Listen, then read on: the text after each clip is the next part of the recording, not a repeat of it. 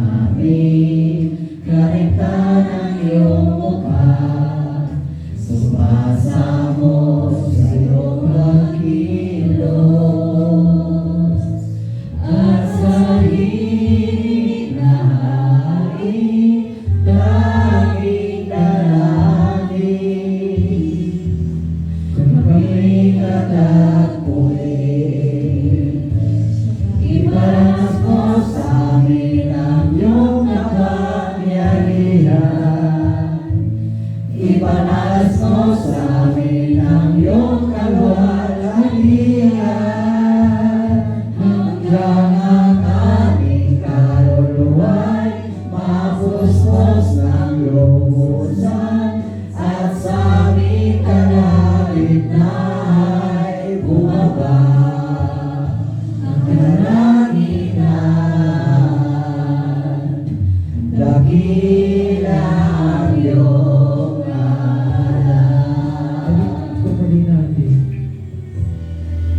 Damihin po natin ang mga salita ng kapatid. Kami nagpapakumbaba, sumasamba sa isang Diyos. Hinahanap namin karitan ng iyong mukha, sumasamo sa iyong pagkilos.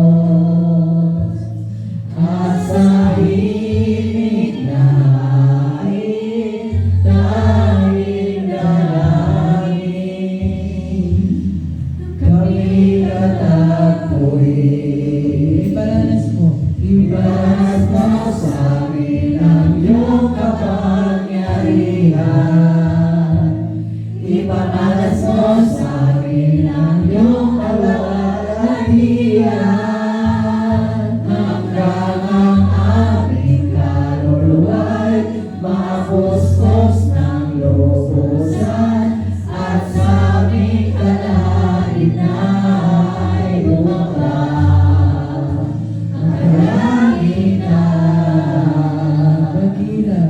Dakila ang iyong ngalan. Iparanas mo sa amin ang iyong kapangyarihan. Ipamalas mo sa amin ang iyong kaluwalhatian, hanggang ang aming kaluluwa'y mapuspos ng lubusan, at sa aming kalagitnaan ay bumaba ang Diyos. Dakila ang iyong ngalan. Yes, Lord, dakila ka nga po, Ama.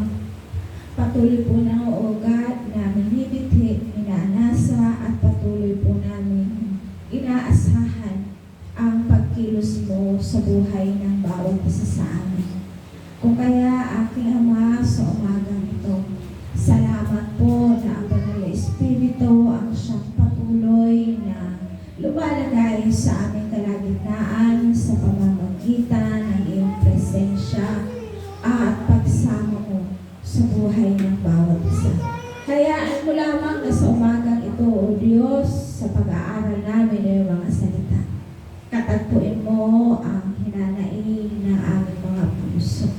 Katagpuin mo ang nilalaman ito, at kung ito man ay hindi kalugod-lugod sa iyo, palayain mo po kami, aming Ama. At hayaan mo lamang na ang tagumpay ay patuloy na ipagkaloob mo sa buhay ng bawat isa sa amin. Marami po kaming dahilan sa pakikipagbaka sa sanlibutan ito. Subalit ikaw ang aming Diyos na makapangyarihan sa lahat na aming kasama, na sa pamamagitan ng kapangyarihan mo ang bawat pagsubok, ang bawat pakikipagtunggali namin sa mga gawa ng dyablo sa aming buhay ay patuloy po kami magtatagumpay. Sapagkat ikaw nga po, God, ang nagsabi. Sabi mo, Panginoong Jesucristo, na pagtagumpayan mo na ang sanlibutan kung kaya ito ay mapagtatagumpayan din namin. Sapagkat ang bawat isang mananampalataya ay kahiliran sa mananagumpay. Kaya sa oras na ito, patuloy niyo pong buksan ang puso't isipan ng lahat na makakapakinig ng iyong mensahe. At sa pamamagitan ng kapangyarihan mo, itingo mo po ito sa puso ng bawat isa. At hayaan mo lamang na makamtan namin ang tagumpay sa aming mga buhay. Ito po ang aming sakot panalangin na may pagpupuri at pasasalamat sa pangalan ni Jesus. Amen. Amen. Amen. At muli sa hapon ito, sa umaga ito, ay patuloy po tayong dadako sa salita ng Diyos na kung saan ay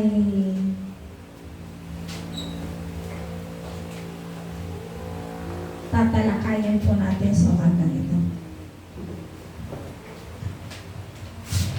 At ito po ay sa awit o sa Psalms.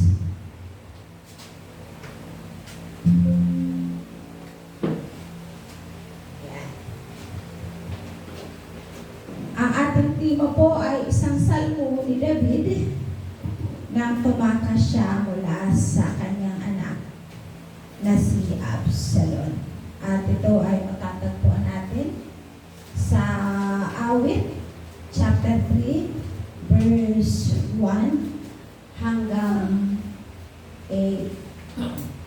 Ayan, thank you Chaplain Albert sa ating napakagandang PowerPoint. So, ang sabi po sa verse 1 ng Psalms o ng mga awit, verse 1, at chapter 3, verse 1, O Panginoon ko, kay raming kaaway, sa abang lingkod mo ay umakalaban.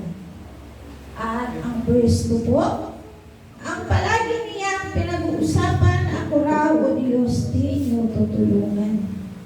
Verse 3, ngunit ang totoo sa lahat ng oras, iniingatan mo at inililigtas sa aking tagumpay ang ikinagawad. Mahina kong loob ay pinalalakas. At ang verse 4, kaya ikaw, Yahweh, ng aking tawagin, sinagot mo ako sa bundok na banal. Verse 5,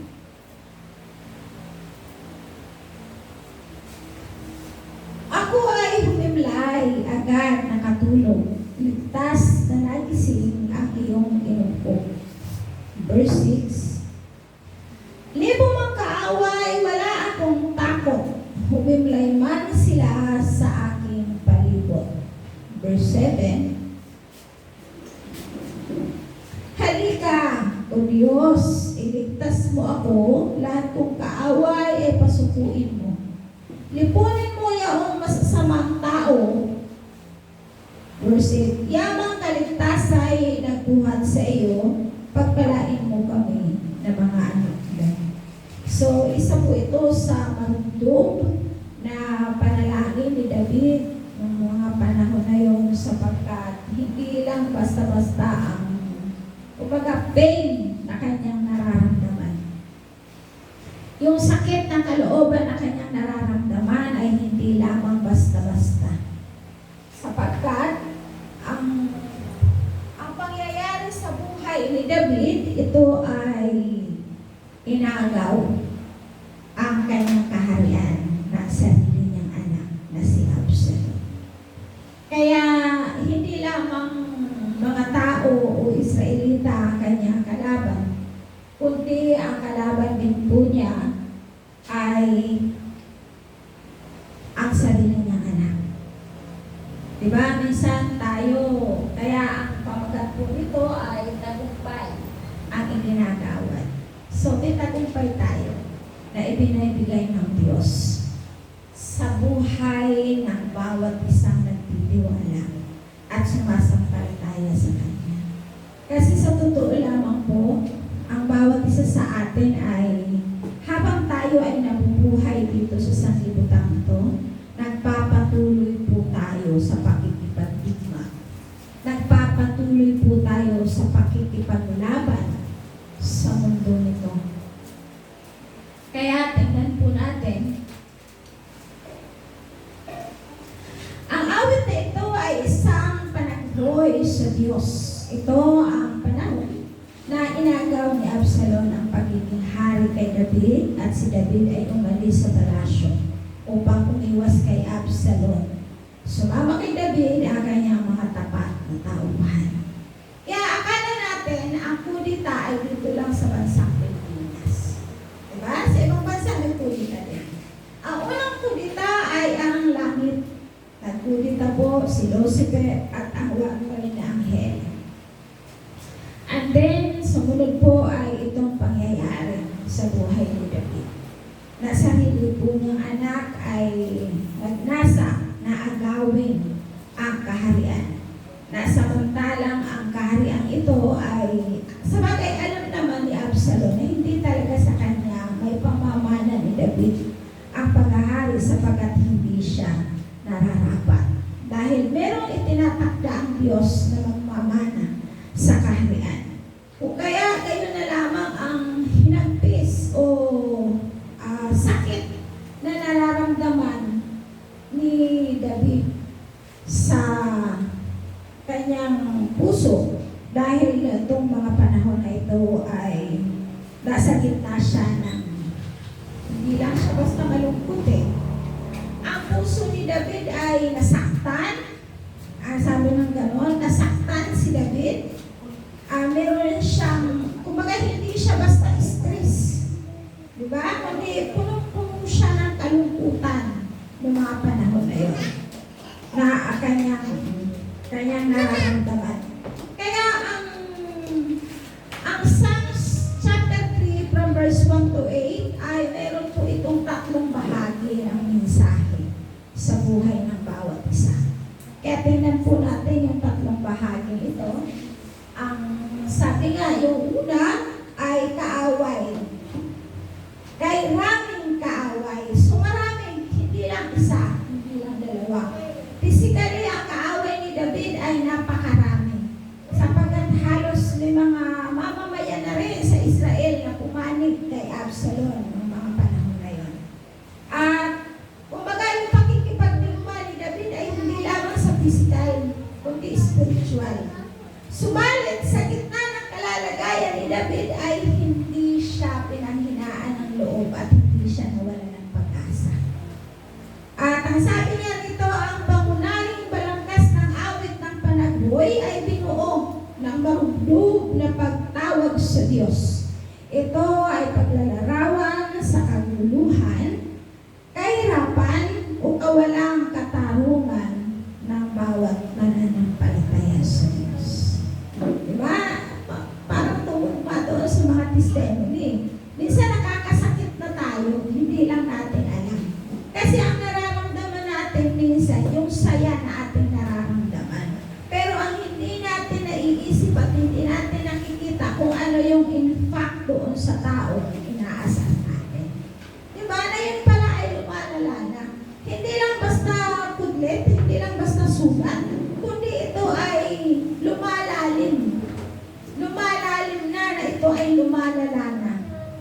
Kung kaya ang pakikipaglaban natin sa sanlibutan ito ay ang akala natin, minsan tayo ay nasa tagumpay, pero hindi pala. Kasi meron tayong mga nasasaktan. Kaya dapat ma-realize din ng bawat isa sa atin, ano bang buhay meron ako sa ngayon? Diba? Lahat tayo ay iba-iba ang dinadanas. Iba-iba ang pakikipaglaban. Kaya nga, number 1,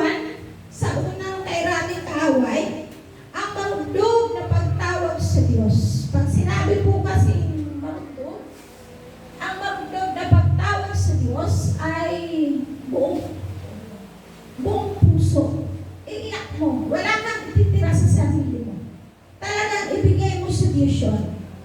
Sapagkat ang sabi ganon, pag sinabing marudok, una, ito ay, ang sabi ganyan, ito ay pagpapahayag ng tiwala sa Diyos.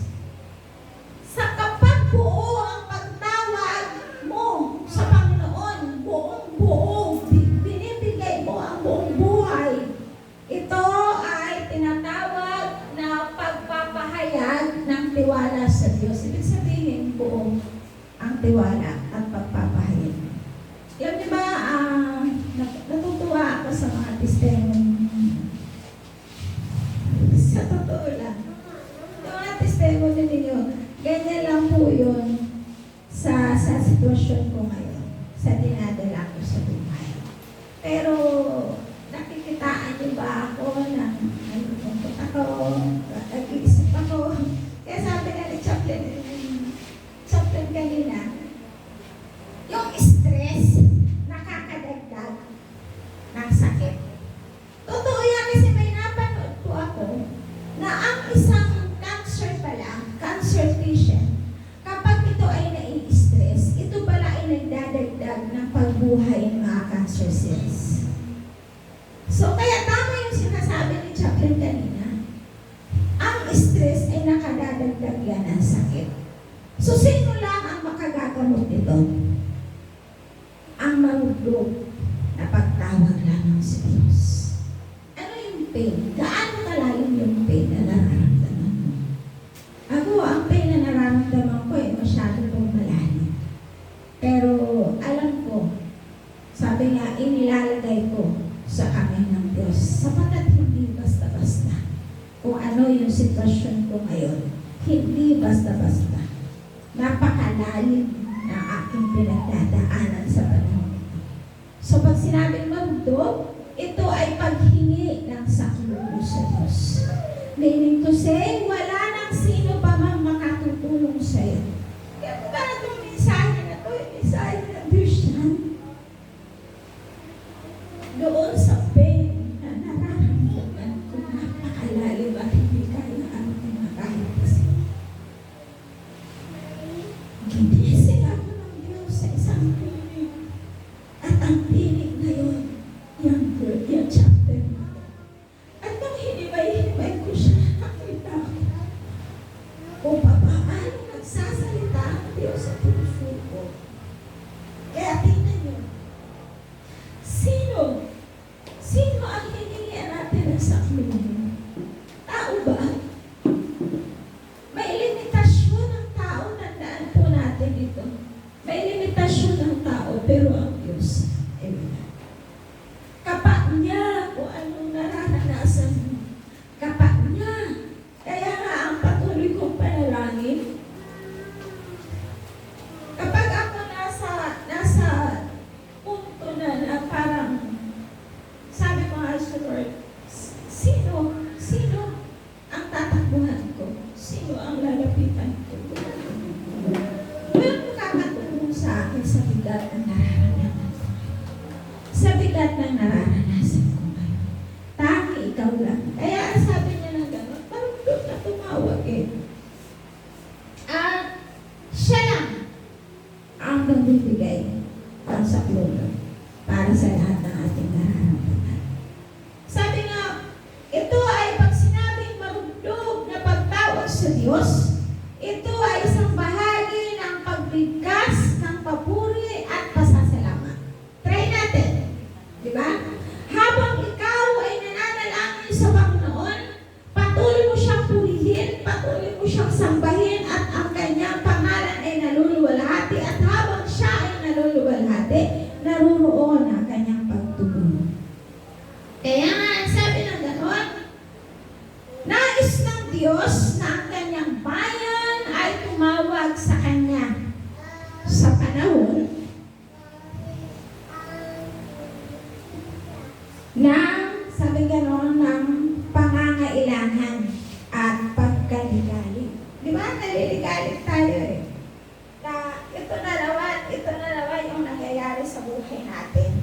Ito na naman yung gulong. Katatapos lang ng gulo na naman. Diba yung parang wala nang katapusan?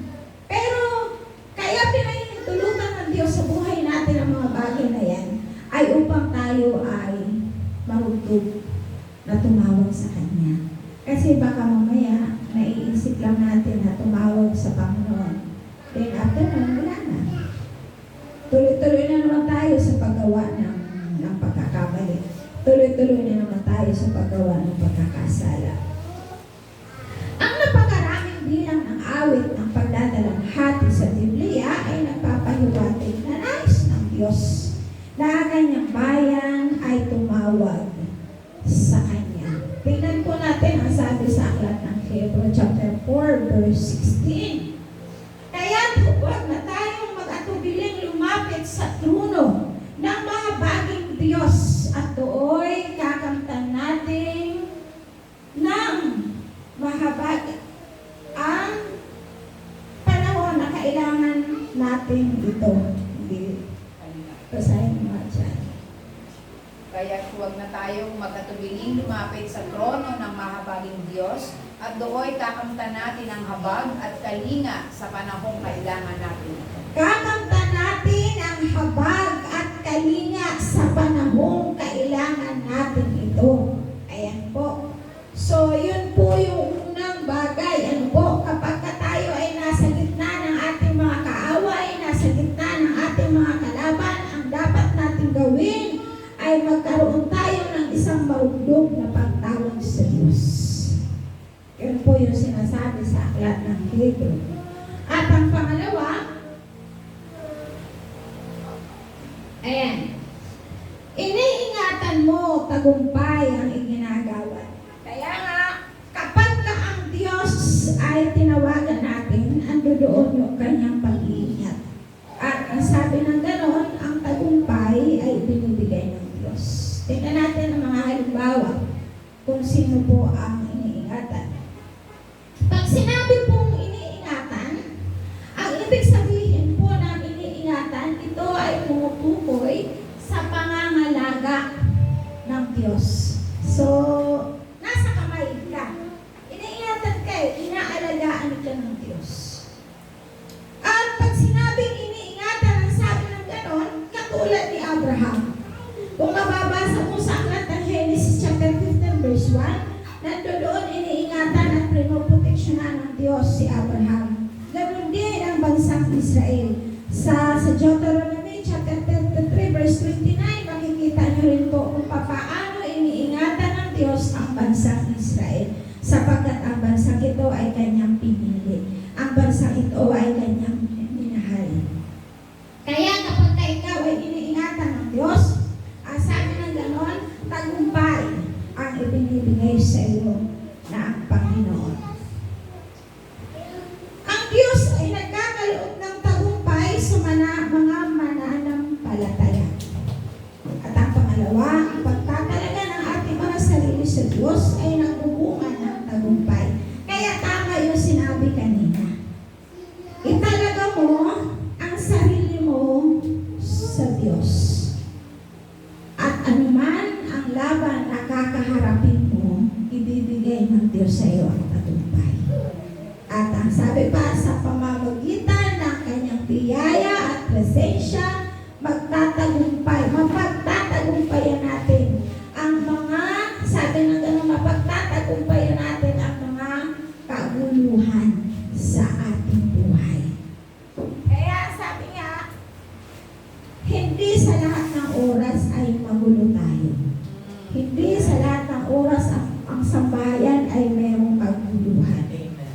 Dumating man ang gulo sapagkat yun ay ginagawa ng Diablo sa buhay natin. Kaya nga, di ba, sabi sa John chapter 10 verse 10, kaya naman pumapalito ang magnanakaw ay upang pumatay ng wasak at pumusak. So, ibig sabihin, wasak.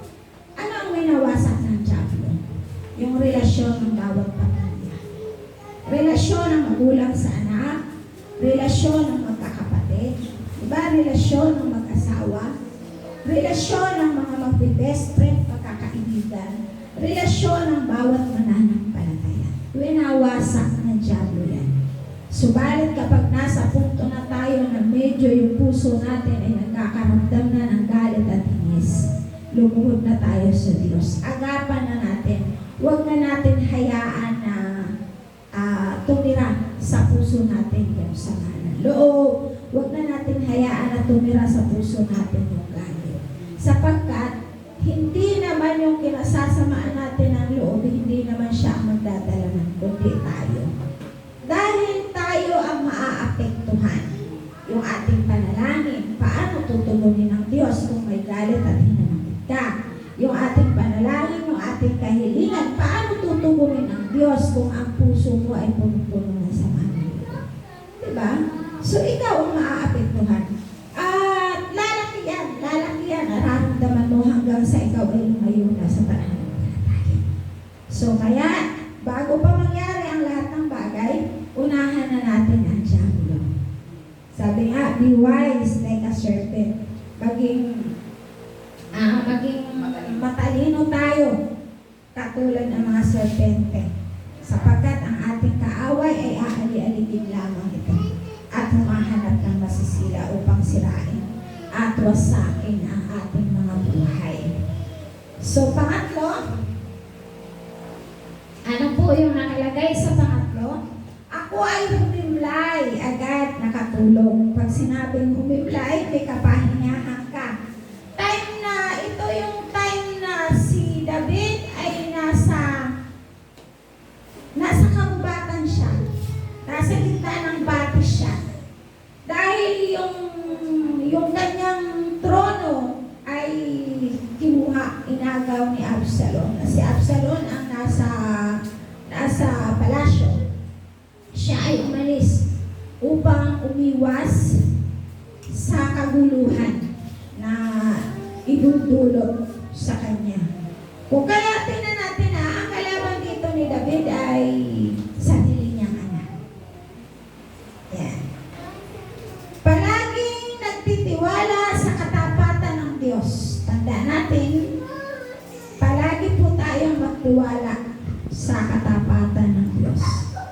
Magpatuloy na umasa, siya ay pinapakikinggan. Umasa po tayo sa Panginoon sapagkat tayo ay pakikinggan ng Diyos. Pang-apat, maaaring umimlay na mapayapa at matulog ng matiwasay. So kung meron tayong Diyos na sinasamba at meron tayong Diyos na sinasampalatayanan, makakatulog tayo ng maayos. Nang hindi nagugulo yung ating isip. Kasi di ba karamihan, kapag ikaw ay may problema, kapag ikaw ay may dinadanas sa buhay mo na kaguluhan, madalas hindi ka nakakatulog sa kaiisip mo. Inaabot ka na ng madaling araw, umaga na, nagtatanong ka sa sarili mo, ano nga ba yung pwede mong gawin, paano malulutusan yung pagsubok na yan, paano maaayos yung problema. Ang daming naglalaro sa isipan mo, kaya ang nangyayari, hindi ka nakakatulog. Diba? Pero sa gitna ng pakikipagbaka ni David, sa gitna ng nararanasan ni David, ang sabi niya, nakatulog siya ng maayos at mahimbing. Diba? Napansin mo? Kasi nga ang sabi doon, mayroong nangangalaga. At sino yung nangangalaga na yun? Yung Diyos na pinagtiwalaan mo. Yun ang mangangalaga sa'yo. Kaya ano pang dahilan? Bakit kailangan mo pang mag-isip? Bakit kailangan mo pang mag-stress? Hayaan mo yung stress ang ma-stress sa sarili niya. Huwag lang ikaw. Sapagkat, pag pinatulan mo yung stress, magkakasakit ka. Diba? So, ang sabi niya sa awit, di dapat maghirap, magdibdib sa hanap buhay, agang-agang nag-umpisa, gabing-gabi kung humimlay, pagkat pinagpapahinga ni Yahweh ang kanyang mga mahal. So, ibig sabihin, kapag tayo ay naghahanap buhay, binibigyan tayo ng Diyos na kapahingahan. Diba? Kagaya ng iba, yung walang mga Diyos sa puso, hindi mga mananampalataya. Hating gabi na, madaling araw ko magtrabaho. Hating gabi na akong matulog. Pero hindi pa rin sapat. Subalit ang sabi gano'n, kapag ikaw ay may Diyos, ikaw ay mananampalataya. Kung nagtatrabaho ka man ng maaga, maaga ka rin natatapos at nakakatulog ka ng mahindi. Diba? Kasi mahal ka ng Diyos eh. Andun yung protection ng Diyos para sa'yo. Sabi sa Kawikaan, Psalms pa, isa pa pala. Sa aking paghimlay, ako'y payapa pagkat ikaw, Yahweh, ang nangangalaga. Ang Diyos na nagbibigay lakas sa kanila at nagpapadaloy ng biyaya. Kahit ikaw ay natutulog. Napansin nyo? Diba kapag tayo ay after ng prayer natin, nakakatulog na tayo, may hindi yung tulog natin. Masarap, wala ka nang iniisip. Pero marami kang problema. Pero marami kang mga bayarin. Eh, yung bayarin lang ano na yan, makaka-stress na sa'yo yan saan ka kukuha? Babayad mo sa kuryente, wala ka pang sweldo. Diba? Yung mga, kayo, alam nyo, swerte kayo kasi hindi kayo nangungupahan ng bahay, diba? Pero paano yung nangungupahan? Pero, nakakasurvive araw-araw kasi nga pinangangalagaan sila ng Diyos na kanilang sinasamba at pinaglilingkuran. Kaya masarap, habang tayo ay nabubuhay, ay meron po tayong Diyos. So, last, ang sabi gano'n sa Aklat ng Kawikaan, ang sabi po sa Aklat ng Kawikaan, chapter 3, verse 24, sa lahat ng iyong lakad, wala kang alalahanin at lahat ng pagtulog mo ay masarap at mahimbing. See? So, ibig sabihin, ang sabi rito, sa gitna ng rami ng iyong kaaway, iniingatan ka ng Diyos at ikaw ay binibigyan ng tagumpay. At ang pangatlo, panghuli, ako ay humihimlay agad na nakakatulog. Diba nakakatulog ka sa gitna ng mga pagsubok na dinaranas mo sa iyong buhay? Bakit? Meron kang tagapag-alaga. At sino ang iyong tagapag-alaga? Yun ay ang Diyos. Sa gitna ng kaguluhan na nangyayari, ay andyan ang Diyos. Alam niyo po ba nung mga time na yun?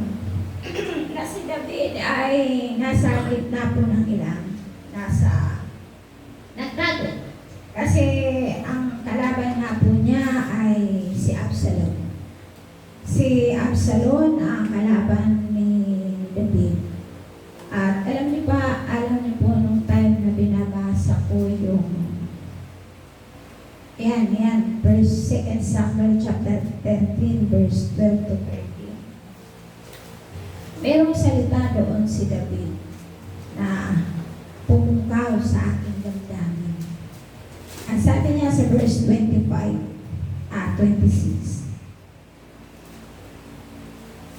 tinawag ng hari si Sadok at sinabi, ibalik mo na sa lungsod ang kaba ng tuban.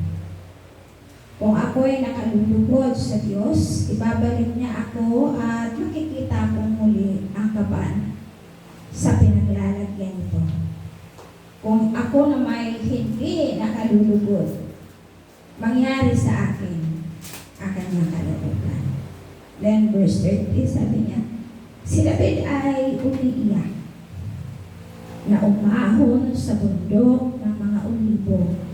Wala siyang sandalyas at nakatalungkong. Tanda ng kalungkutan. Lahat ng kasamay nakatalungkong at umiiyak din umahon. So, sa ating nararamdaman, diba?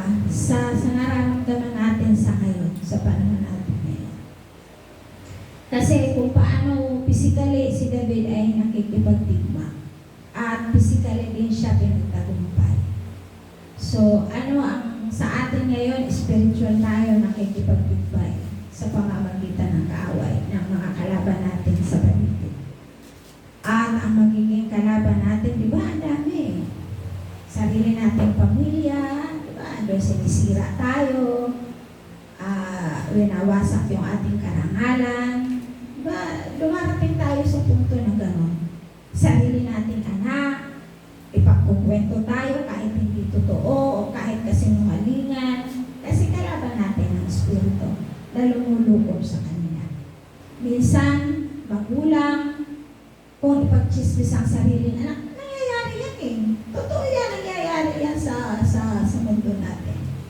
Yung ang magtatagipan dapat ay kayo ng pamilya mo. Yung nararanasan ba ni David ngayon ay nararanasan natin.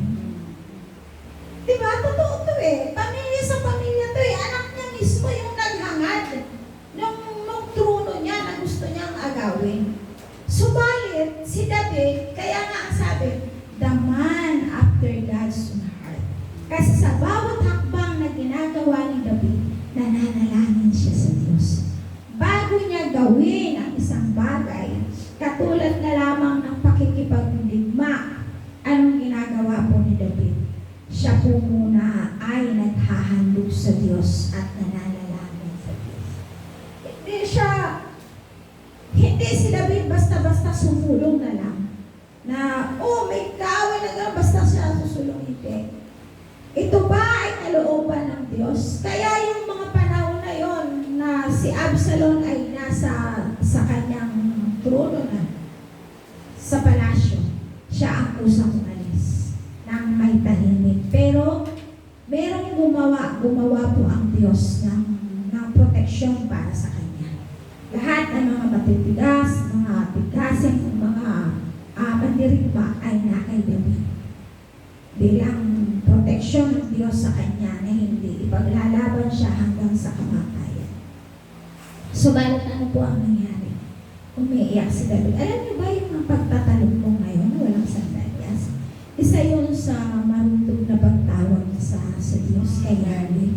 Doon sa kabiguan, sa sakit na kanyang nararanasan, na basta na lang siyang lumayas, umalis sa kanyang trono. At ano po ang nangyari? Hindi lamang siya, kundi maging mga tauhan niya. Yung pagtatalumpong ngayon, yung paglalakad ng walang sandalyas, pagtanggap sa sarili na wala siyang magagawa sa kanyang sarili.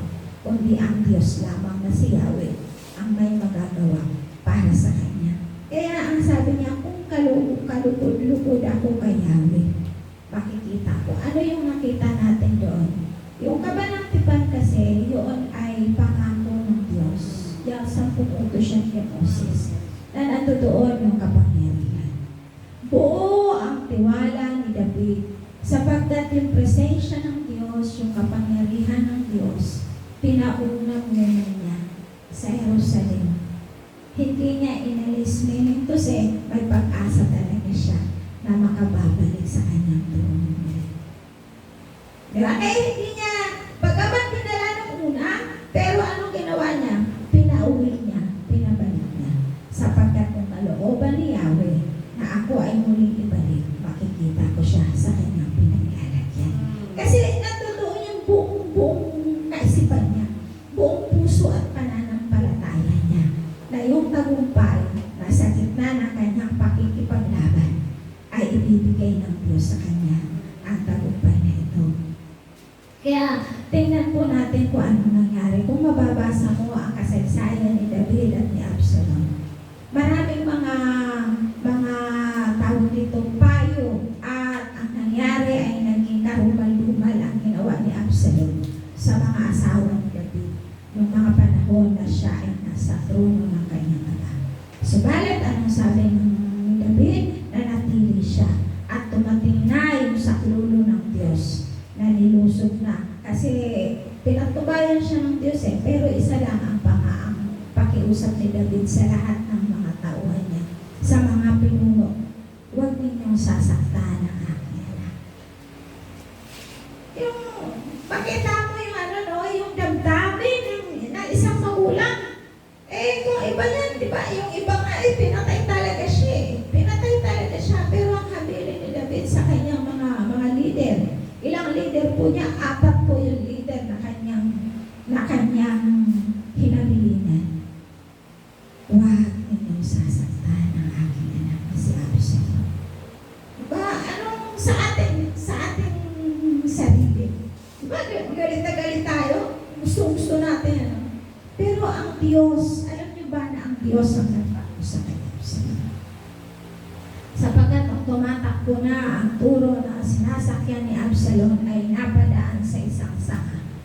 At doon po naipit ang liit niya. Nabitin si Absalom. Iniwanan siya ng kanyang sinasakyan. Kaya nakabitin po doon si Absalom. Subalit pinatay pa rin siya. Tinapos pa rin siya ng isang leader ng tauhan ni David. Kaya tingnan natin yung parusa sa mga kalaban ng mga lingkod ng Diyos. Ayaw mo man na mapahamak sila. Ayaw mo man na may masamang mangyari sa kanila.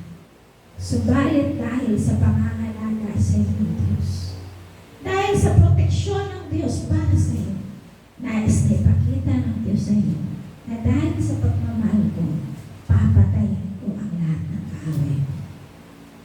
Di ba? Matindi yung ginawa ni Absalom kay David. Subalit ang Diyos ang nagparusa kay Absalom. Kaya tingnan natin, ano ang magiging buhay ng isang tao na walang Diyos? Kapahamakan. Ano ang magiging buhay ng isang taong hindi makontento? Anak na siya ng hari. Nasa kanya ng lahat, ng mga tauhan na siya eh.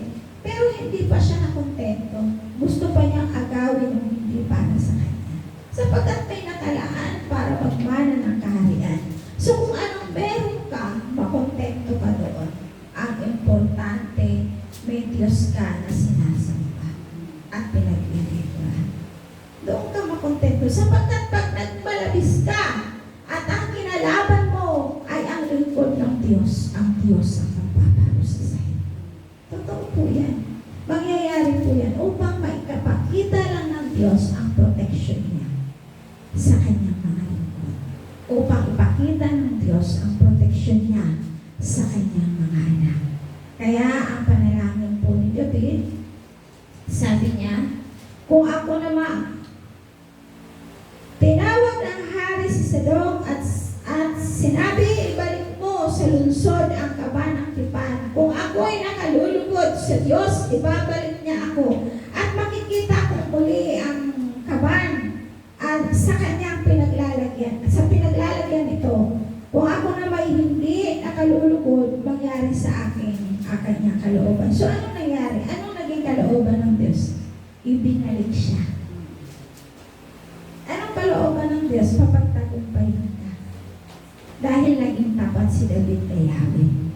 Bagaman sa una ay nagkasala, subalit nagbalik loob siya. At anong sabi? Ay isipakita ng Diyos ang katapatan mo sa Kanya, masigit na tapat siya sa iyo. Kaya kung tapat ka sa Diyos, mas tapat siya sa iyo. Kaya tingnan natin yung buhay natin bilang mga mananampalataya.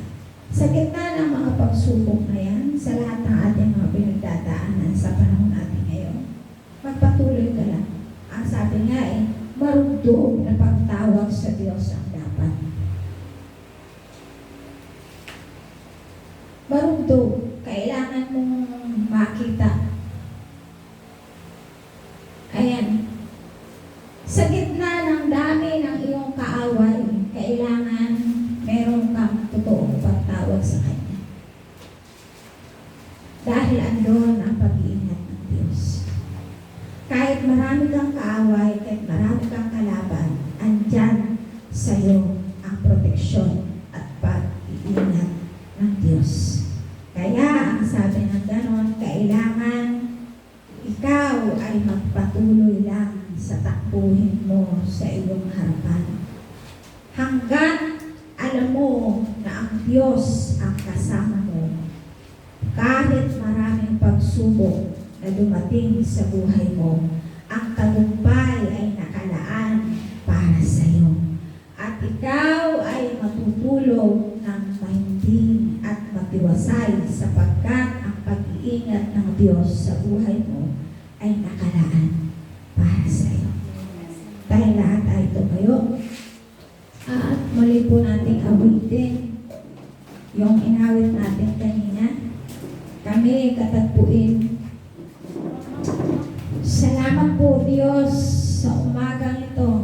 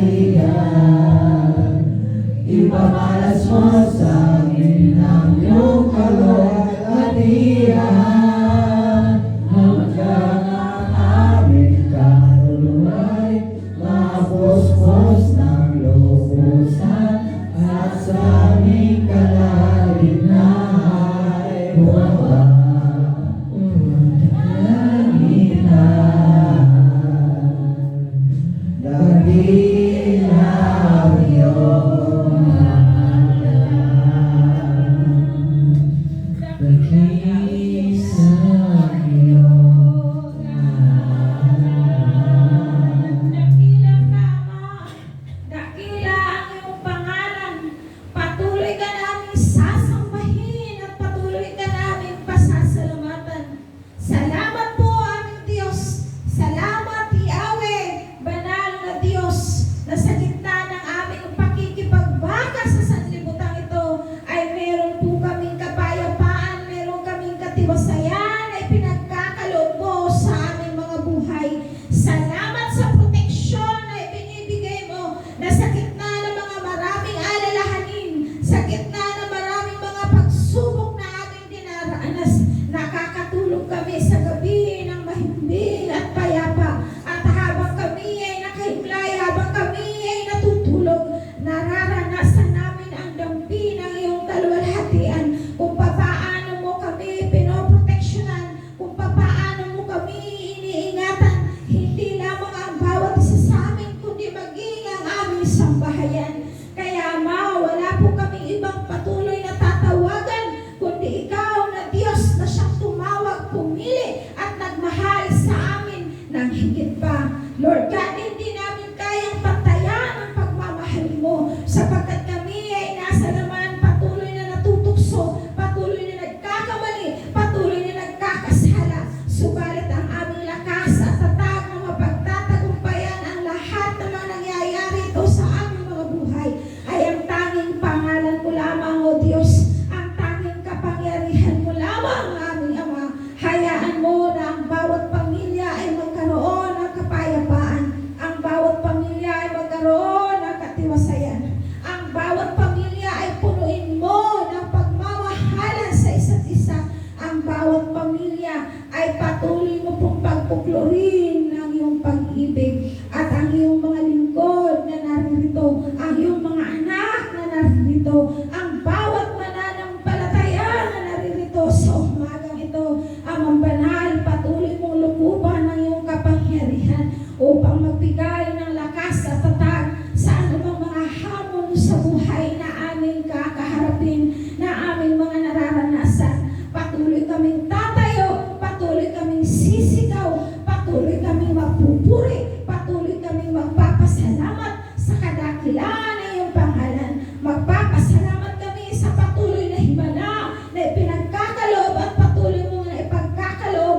sa iyong mga lingkod, sa iyong mga anak na naririto sa umagang ito. Patuloy na nagbigay ng oras at panahon upang ikaw ay mapaglingkuran, upang ang mga salita mo ay patuloy namin mapakinggan.